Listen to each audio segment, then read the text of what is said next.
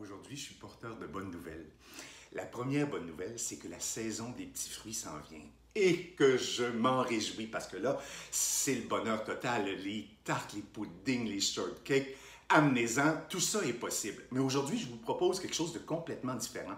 Un peu champ gauche, mais en fait, c'est un truc qui nous a été légué par un héritage britannique. En fait, c'est un dessert britannique qui s'appelle le summer pudding, qu'on a traduit par pudding d'été. En fait, c'est fait à base de petits fruits de saison et de pain. Et vous allez voir, l'autre bonne nouvelle que j'ai pour vous, c'est que vous êtes capable de faire ça sans souci. C'est vraiment juste un truc d'assemblage et je vous dis tout de suite comment faire. Vous allez voir, c'est hyper simple. On a besoin, en fait, ce qui va constituer notre mie dans notre dessert, c'est un pain. Je privilégie soit un pain au lait ou de la brioche parce que plus riche, parce que un peu meilleur, étant donné que c'est ça qui va constituer notre mie, l'ingrédient presque principal, à part les petits fruits. Je vous dirais, allez-y avec un bon pain qui va déjà être... on est déjà quelque part. Les Britanniques le font souvent avec un pain blanc de mie ordinaire, le pain de tous les jours. Ça marche aussi très bien, je l'ai déjà fait. Disons qu'on améliore notre sort un peu si on prend un beau pain brioché ou au lait, comme ça. L'autre ingrédient très important, en fait, ce sont nos petits fruits. J'ai ici 6 tasses de beaux petits fruits.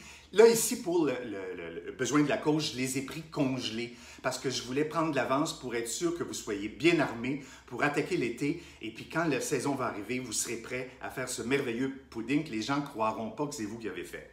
Alors, nos petits fruits mélangés comme ça, je mets ça dans un poêlon, un grand poêlon évasé, parce qu'on va les faire tomber. On veut que ces petits fruits-là nous donnent tout leur jus. Qu'est-ce qu'on ajoute à ça? Je m'essuie les mains. Qu'est-ce qu'on ajoute à ça? En fait, on ajoute qu'un tiers de tasse de sucre, tout simplement. Et vous allez voir, c'est vraiment très peu de sucre pour un beau gros dessert comme ça qui va nous faire pour, je vous dirais, au moins 6 personnes. Ensuite de ça, on va avoir besoin d'un peu de jus de citron. Voilà, on y va comme ça, un peu de jus de citron. Et puis, on allume notre truc et puis, on va laisser tout le monde faire connaissance. Et puis, les fruits vont donner leur jus. Et puis, je vous revois tout de suite après, on va faire l'assemblage de notre dessert. On est presque rendu à la fin. Nous y voilà. Alors, j'égoutte mes derniers petits fruits. Ils ont tous rendu leur jus.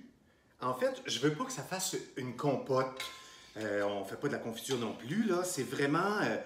on veut garder les fruits, on veut leur garder quand même une belle forme, qui ne soit pas tout défait, parce que ça va être beau dans notre dessert. Et puis là, on se retrouve avec une belle quantité de jus.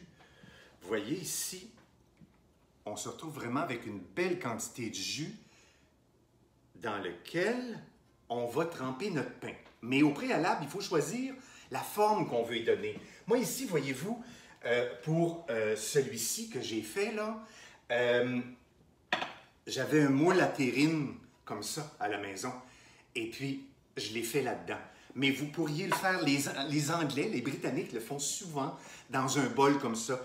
Ils vont superposer des couches de pain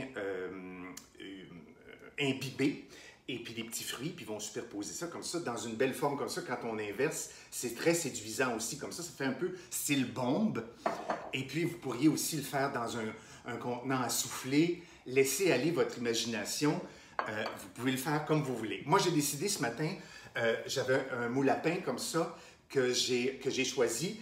Vous le mouillez un petit peu, vous mettez un petit peu d'eau dedans, et puis vous le chemisez avec une pellicule plastique comme ça, qu'on va venir refermer une fois qu'on va avoir assemblé notre truc, puis qu'on va mettre au frigidaire, minimum 8 heures. Moi, je le laisse même 2-3 jours.